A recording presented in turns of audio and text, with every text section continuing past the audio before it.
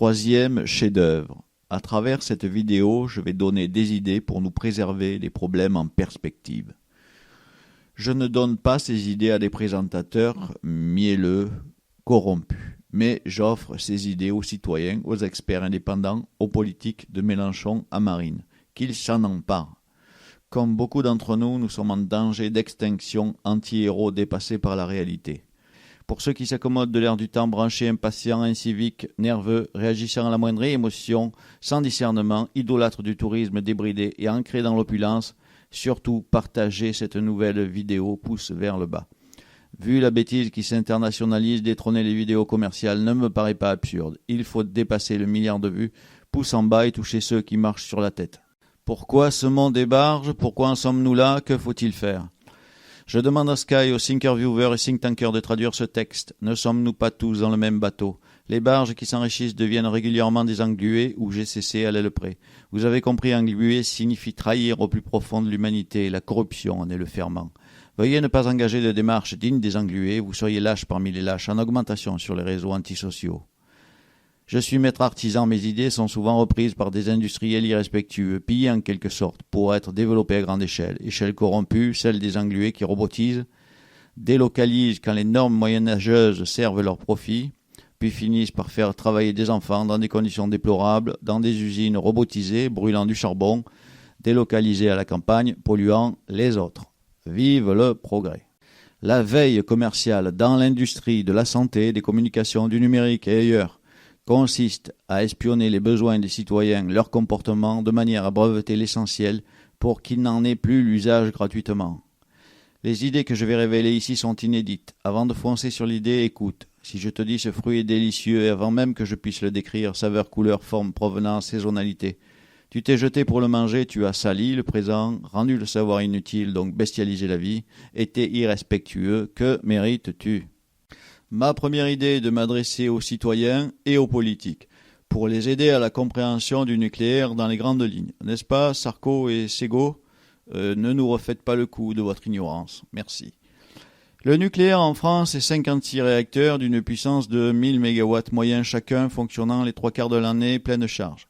Ils produisent 56 fois 1000 mégas 10 puissance 6 fois 24 heures fois 365 jours fois 3 quarts du temps 0,75 en heure égale 56 fois 1000 fois 6570 fois 10 puissance 6 égale 367 billions 920 000 millions de wattheures. Dit autrement, 367 térawattheures, 920 gigawattheures, soit approximativement 400 térawattheures électriques en sortie de l'ensemble des centrales thermonucléaires. Comme la fission nucléaire ne sait rien produire d'autre que des bombes atomiques apocalyptiques, réaction en chaîne, ou de la chaleur sous pression projetée sur des pales de turbines dont le rendement de transformation globale, mécanique électrique, grâce aux alternateurs est de 30% environ, nous obtenons 1,3 pétawattheures de chaleur. Péta égale 1000 millions de millions, 1000 billions. Comme une partie de l'eau réchauffée est réinvestie, nous pouvons réduire à 1,2 péta, qui équivaut à 1200 téra. 1200 térawattheures de chaleur sont déversés annuellement sur la France à travers ses fleuves, ses mers et l'atmosphère. Sachant qu'une habitation 100 m², 4 personnes consomment pour le chauffage en moyenne, isolation correcte, 12 mégawattheures par an, ou 1000 litres de fuel par an. Nous pouvons dire que le nucléaire gaspille l'équivalent du chauffage de 100 millions d'habitations. Il ne peut que le gaspiller. Trop dangereux de réchauffer des habitations avec des réseaux de tuyaux radioactifs contaminants. Seuls des crocodiles pourraient s'en satisfaire.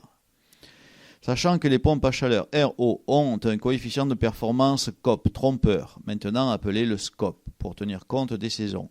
Les pompes à chaleur quasi toutes asiatiques promettent un SCOP moyen de 3,5, la transformation thermodynamique de l'électricité en chaleur.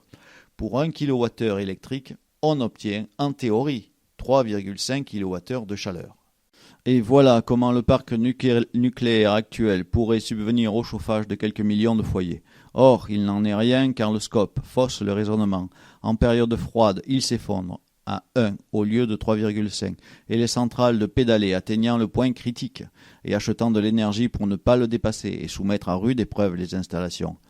L'électricité, soit-elle nucléaire, sert avant tout de nobles causes, l'éclairage entre autres, les communications, beaucoup de nos machines non thermiques, et il n'est pas raisonnable de compter sur le nucléaire pour du banal chauffage.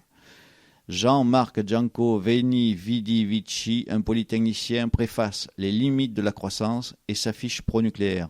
Non seulement les machines asiatiques permettent aux cadors français CEA, Carivac, Coranoc, EDFEC de bien se rémunérer à travers les centrales à vendre à l'étranger en échange des machines, ce qui est assimilable à de la corruption, mais en plus Janco, un expert français, prétend que les pompes à chaleur sont renouvelables parce que l'air se renouvelle. Jamais une escroquerie aussi nulle ne m'a été donnée d'entendre de la part d'un instruit qui devrait savoir qu'il sait et qui malgré tout nous gruge. C'est renouvelable quand la nature amène sa force ou sa chaleur ou sa vie à une échelle qui défie l'existence humaine.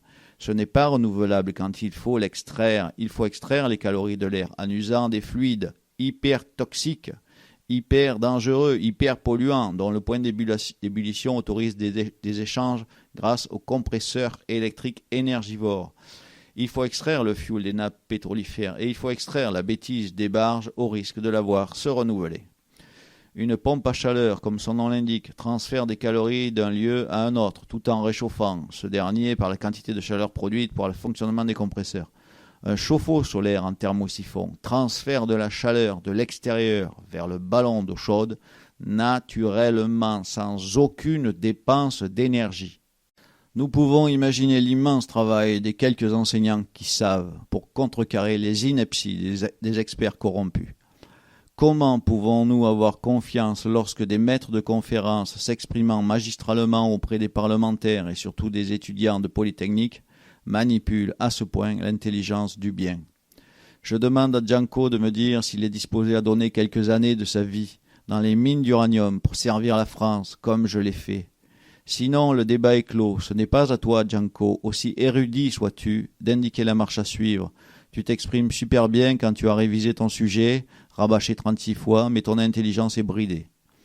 Viens me voir, je te dirai comment les intérimaires prennent des doses, souffrent de cancer pour produire cette merde, soi-disant sans danger, surtout lorsqu'on pilote à l'abri des rayonnements gamma et neutroniques depuis les bureaux. Juste envie de vomir. Si on doit passer de 8 milliards à 1, souhaitons que les barges, les corrompus et les experts manipulateurs soient dans les 7. Ma vision pour après-demain. Dans les villes, les citadins sous surveillance, vaccinés tous les mois car de moins en moins résistants, vivront sous des coupoles translucides immenses protégées des aléas climatiques. 5 km de diamètre, 1 km de hauteur. De gigantesques réseaux de tuyaux permettront de maintenir une température acceptable, 20 degrés.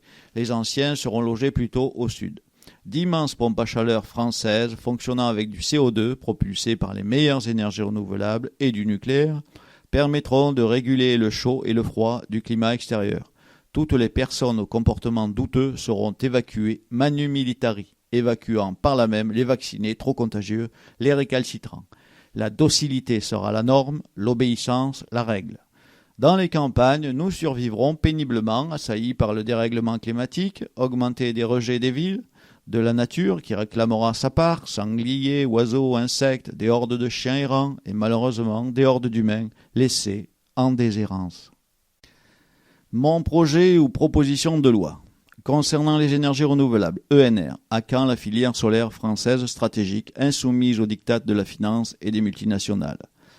Quand on dit qu'il faut sortir du nucléaire, cela signifie qu'il faut sortir de cette idée du tout nucléaire, qui d'ailleurs est faussement inculquée dans les esprits prétendant à l'autonomie, quand on sait que l'électricité nucléaire ne représente que 17% de nos besoins, tous besoins confondus, agriculture, transport, industrie, chauffage et la gabegie du secteur tertiaire dans les villes, les banques, les commerces illuminés et refroidis, comme les data centers.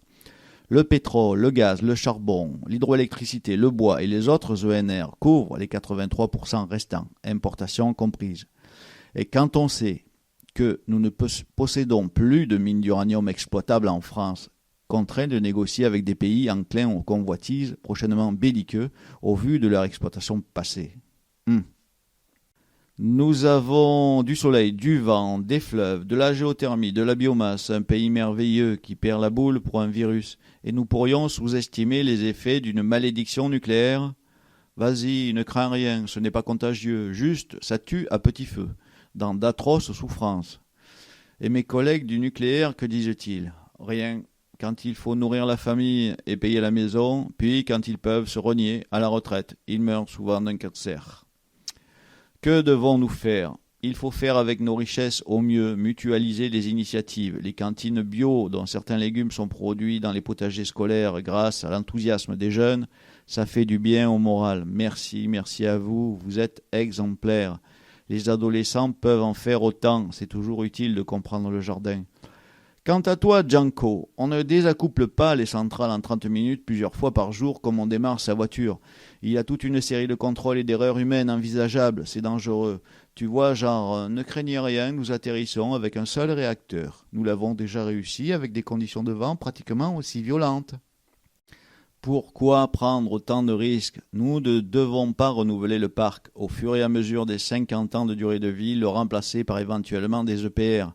7 au maximum, dans la mesure où il serait propre, dit propre, et ne coûterait pas 4 milliards au départ, puis 20 au final. Le nucléaire doit fonctionner nuit et jour pour garantir le talon des consommations électriques. Pour tous les pics, actionner d'autres énergies et se servir du pass vert pour inciter les consommateurs à consommer pendant les tranches horaires propices aux ENR. On peut sanctionner aussi, mais d'abord les gros profiteurs à plus de 10 000 € par mois. Pas ceux qui survivent dans les campagnes, ceux qui se déplacent avec une voiture pourrie, qui contient souvent un gilet jaune à l'intérieur, pour être vu quand on doit rentrer à pied suite à une panne de gasoil devenue trop chère. Et Janko d'y croire quand il oublie que nous avons abandonné les travailleurs cancéreux de la filière nucléaire, pleins de savoir-faire qui n'ont jamais pu être déclarés en maladie professionnelle. Comment veux-tu que nous réalisions des centrales de qualité avec qui? Quels professionnels? Des Iraniens? Le solaire passif qui appartient à l'intelligence de l'habitation, son orientation, ses ouvertures, ses formes, son isolation, doit être promu. Dans le neuf, la maison bioclimatique à énergie positive doit se généraliser.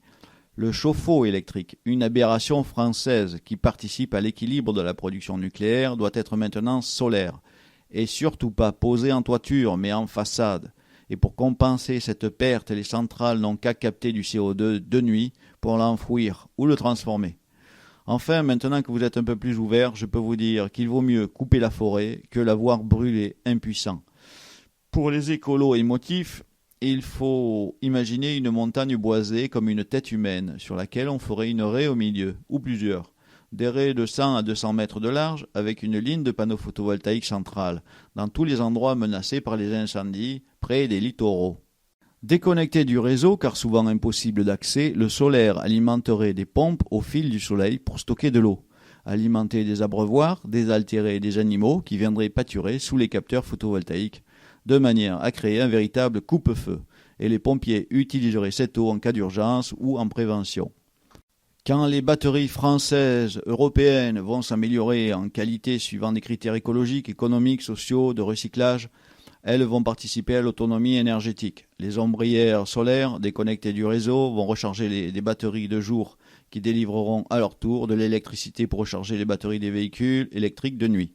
Sauf si des monopoles réticents temporisent ce progrès pour laisser l'ancien monde conservateur et cupide salir cette initiative.